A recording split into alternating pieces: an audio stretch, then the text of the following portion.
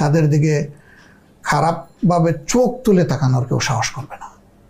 সেই রাষ্ট্রটা আমরা উপহার দিতে চাচ্ছি। আপনি কি শুধু নারীর স্বাধীনতা চান, পুরুষের স্বাধীনতা চান না? সকলের স্বাধীনতা। আমরা এই রাষ্ট্রের জনগণের স্বাধীনতা চাই। একদম। আমার নারীদেরকে আমরা কিভাবে দেখি? নারীদেরকে মা হিসাবে দেখি, আমার সহোদরা বোন হিসাবে দেখি, এবং আমার ঔরসজাত সন্তান হিসাবে আমরা দেখার, এর বাইরে কোনো কিছু হিসাবে আমরা দেখতে চাই না। তো আমি আমার মায়ের সম্মান দিব না, তাইলে আমি এই মায়ের সন্তান হলাম কেমন করে? আমার বোনটাকে ভালোবাসা, শ্রদ্ধা করা, সম্মানটা কেমন?